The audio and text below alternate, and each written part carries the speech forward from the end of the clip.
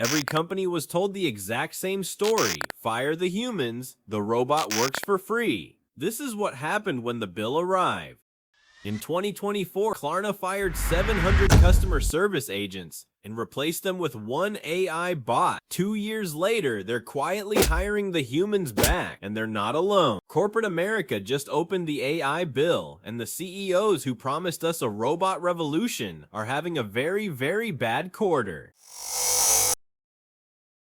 Let's rewind. Every executive on Earth was sold the same dream. An employee that works 24/7, never complains, never takes a vacation, never asks for a raise, never unionizes. A magical unpaid worker that lives in the cloud. Boards approved it, consultants invoiced it, LinkedIn influencers wrote poems about it. And today, I'm going to show you, with real numbers, exactly how that dream became corporate America's most expensive mistake, and the one lesson that puts you ahead of 90% of companies still making it. Nobody lived that dream harder than Klarna. 2020, the fintech announces its AI assistant is doing the work of 700 human agents, handling 2.3 million conversations a month. The CEO goes on every stage on the planet to say AI can do all the jobs that we as humans do. Bold, very bold. Wall Street loved it. The stock story wrote itself. Fewer salary, fatter margin, infinite scale. What could possibly go wrong? Everything. The answer is everything. Customers started getting answers that were fast and wrong. Complex cases? The bot folded. Angry customer? The bot apologized beautifully while solving absolutely nothing.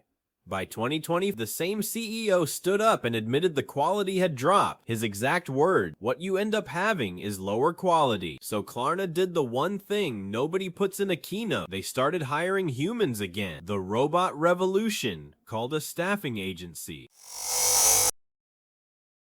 And here's where it gets funny, because Klarna was just the trailer. The full movie premiered this year, when KPMG, one of the big 4 consulting firms, the people companies pay to count their money, surveyed 2,100 senior executives across 20 countries. 29% of them said they don't know where their growing AI costs are coming from. 9%. These are the people who approved the budget.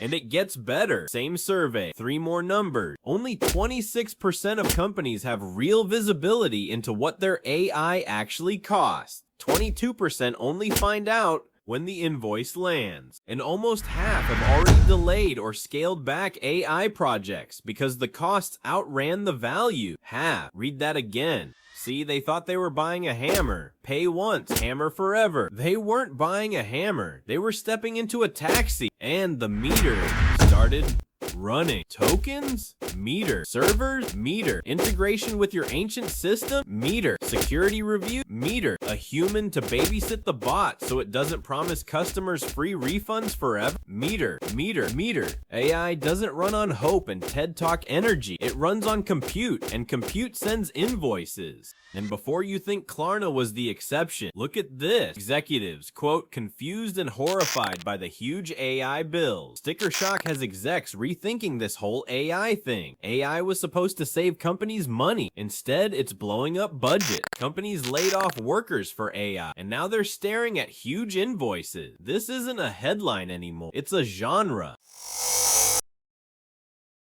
But the bill isn't even the painful part. Here's the twist nobody saw coming, except literally everyone who does the actual work. The people these companies fired first were the only people who knew how to use the tools properly. Stanford tracked payrolls across the US. At companies that adopted AI, entry-level hiring dropped about 20%. Meanwhile, Gartner found only 1 in 5 support leaders actually cut headcount because the other 4 figured out the bot can't run without humans. So the math went, fire the people with domain knowledge, buy a tool that hallucinates, then hire consultants at triple the salary to explain why nothing works. Chef's kiss, perfect strategy, no notes.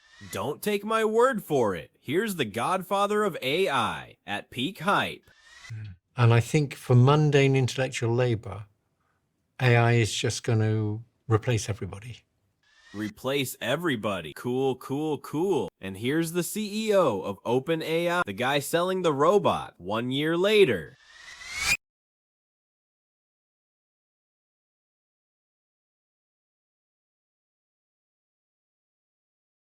delighted to be wrong. Somewhere, a CFO who fired half his support team is delighted too. Probably. Now, may well be in the form of you have fewer people using AI assistants. So it's a combination of a person and an AI assistant are now doing the work that 10 people could do previously.